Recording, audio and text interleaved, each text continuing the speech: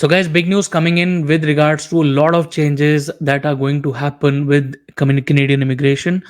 Guys, we have three important key areas where IRCC could be bringing in changes. First one would be the postgraduate work permits for international students. The immigration minister did recently tweet, and that was a very important tweet. They're saying big changes could be coming in, and this program hasn't changed for a longer time. So, that is the first part. Second, LMIAs are under fire now. The IRCC has put down a scanner. They're looking at LMIAs with a lens, and they know that people are selling, buying LMIAs, which is illegal. So they are gearing up to make changes in the coming time. Third, the recent FMRI meeting in Montreal was talking about reducing temporary residence, and they were specifically focusing on workers, foreign workers. So, in this video today, we will talk about these three key issues and also some, other changes that could be coming into the Canadian immigration in the coming few weeks. So, a lot of events may happen in the times to come. Please be sure to watch this video till the end if you are interested in moving to Canada. See you on the other side.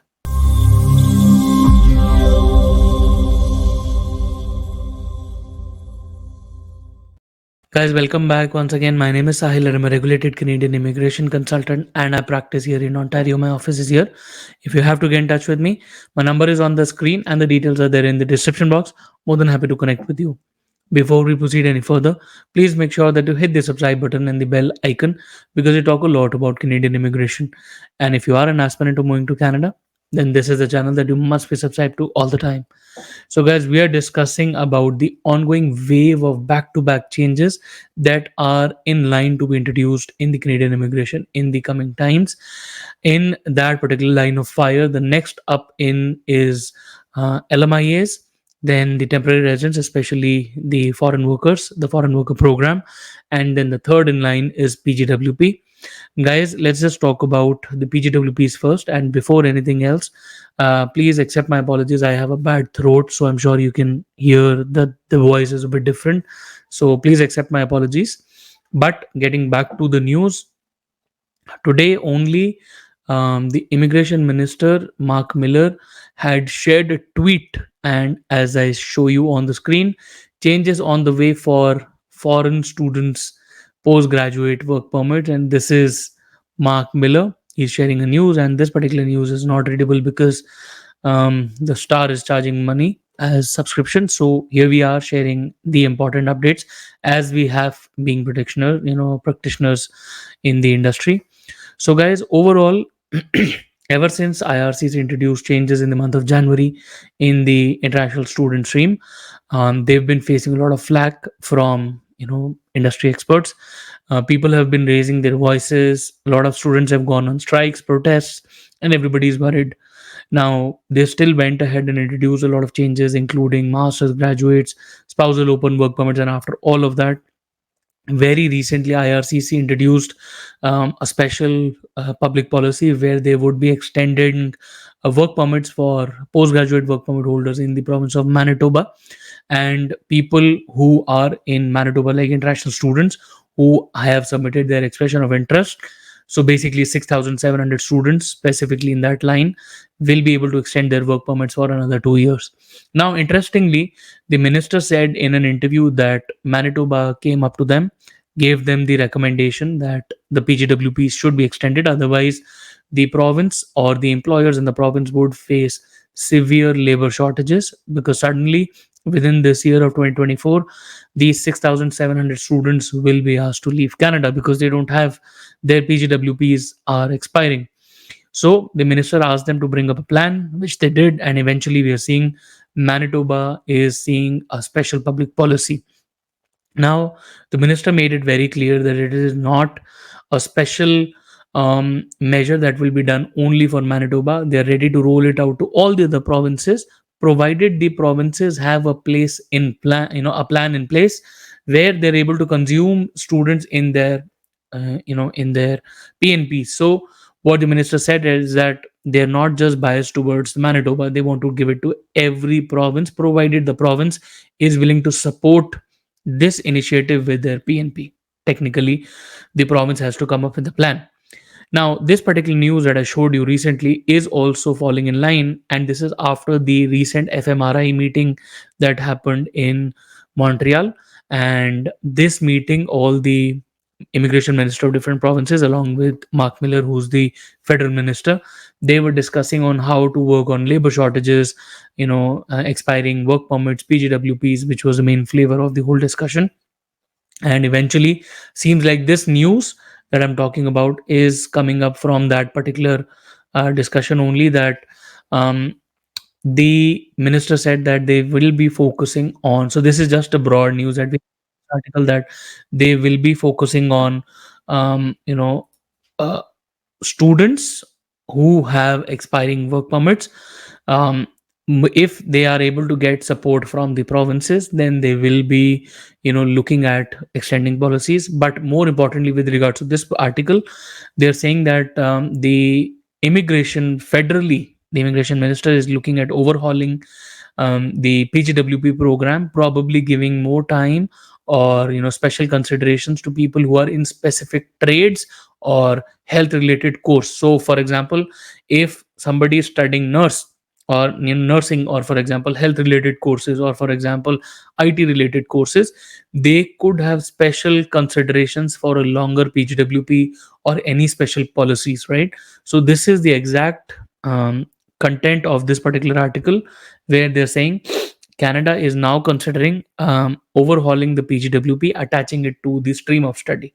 Because so far, if you look at the previous education data, a lot of students came to Canada to study business, global business management, and all, which is irrelevant to the Canadian labor market, because the labor market requires more of health practitioners, more of trades, skilled workers, whereas students coming to Canada are going into more generic studies.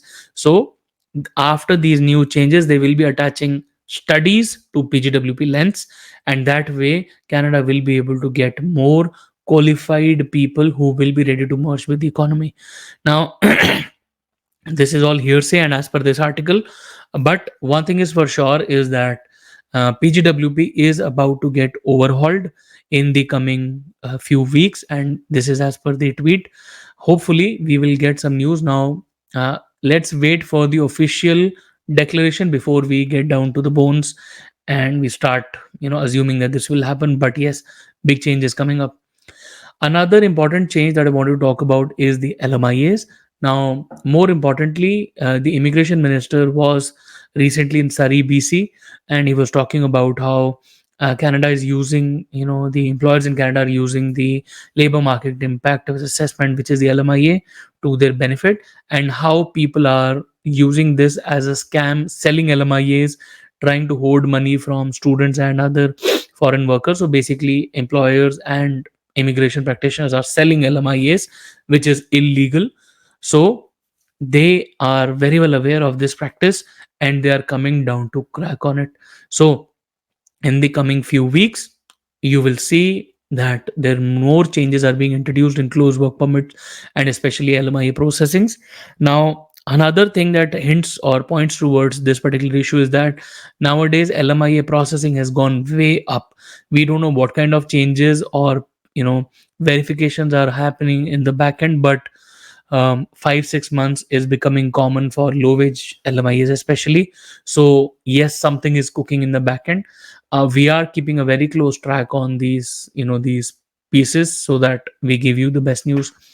Also, the temporary foreign workers, the third part of the change that is important is that temporary foreign workers, now during the FMRI meeting last week in Montreal, the immigration ministers had a very detailed discussion on two important issues. One, how the employers are getting addicted to the labor market impact assessment route, and basically how the employers are getting addicted to using overseas foreign workers, and how Canada is suffering through you know um, a lot of foreign workers, temporary foreign workers in Canada. So overall, they will be looking to bring down that number of temporary residents from 6.5% to almost 5%, which means big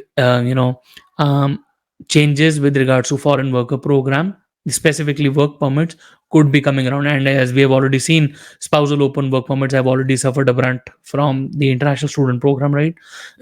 So overall, These are the three key areas where IRCC could be introducing couple of changes. Apart from that, key other highlights would be that the home support worker program, which is expiring next month, could be coming back. It's not going anywhere. A different version of a caregiver program could be back, so no worries about that. Agri food pallet program is still going to continue. It is not going. It is because it is one of the very important pathways in Canada. RNIP is again permanent. While they're working on the permanent part of it, it is not going anywhere. So RNIP is there. Francophone mobility as a part of that is already there. So yes, so far Canada is still focused on bringing in 500,000 permanent residents, just like last year's. That number is not changing. But yes, temporary residents, especially foreign workers, is the path where IRCC is considering in the next couple of weeks to introduce changes. So please be aware and please follow Canadian immigration very closely, guys. If you have any questions to discuss, if you have anything to discuss with us, please feel free to schedule a consultation and we would be more than happy to speak with you. Once again, we wish you all the best and we really hope to see you soon in Canada. All the best.